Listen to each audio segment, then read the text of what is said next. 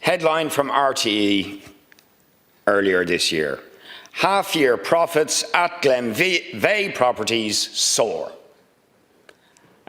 Those profits were revenues up in the first 6 months of this year, up 125% from the previous year.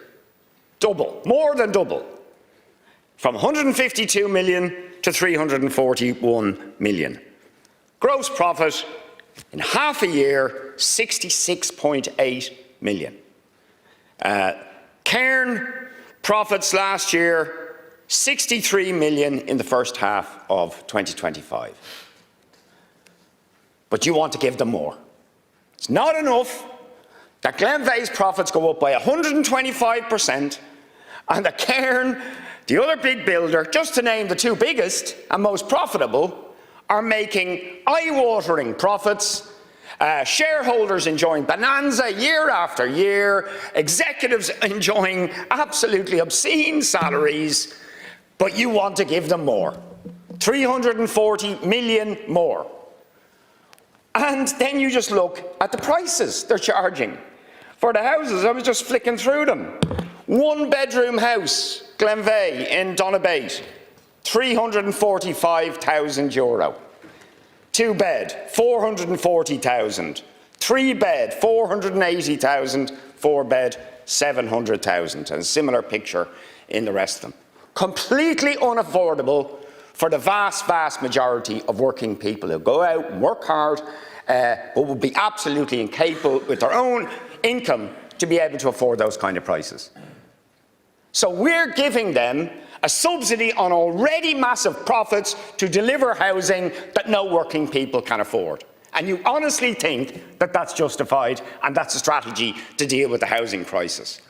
And it does, beg the question, are you serious at all, or does just this reveal the truth that you're there to represent the interests of the property developers and the profits they want to make? Because that is the consistent story, in my opinion. It is the dirty secret of the housing crisis that has persisted now for more than a decade. Is the only thing that explains your failure to deal with the housing crisis is that all along your only interest was to ensure the profits of the speculators and the property developers.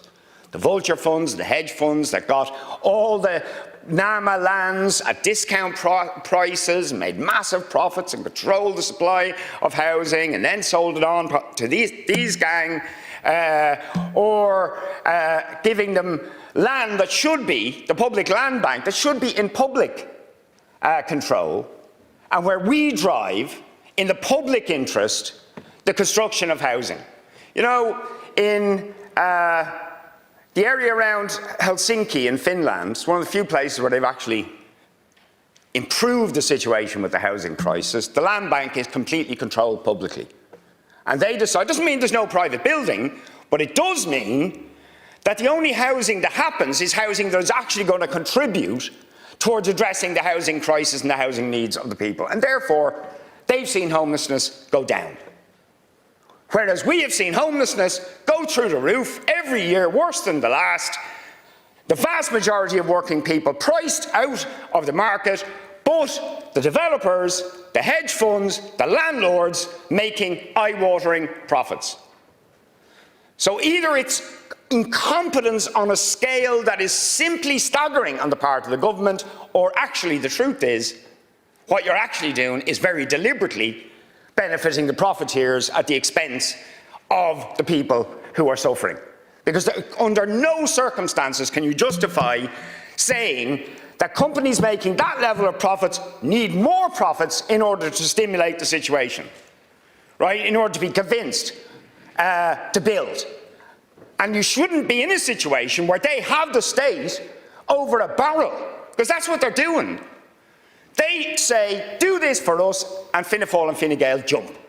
Jump to the tune. It's absolutely shocking. But if we control the land bank, stopped all the speculation, and developed a state construction company where we start to build on a not-for-profit basis, we could solve the housing crisis. How do we know that?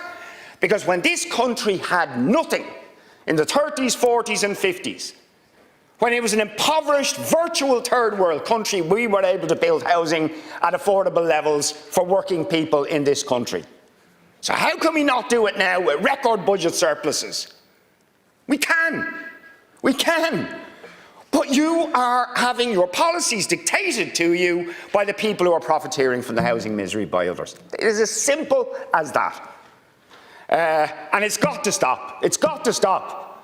And the fact that your Department of Finance, which you now have entered into, has said itself in a report that on a no policy change basis, we are facing another 15 years of a housing crisis.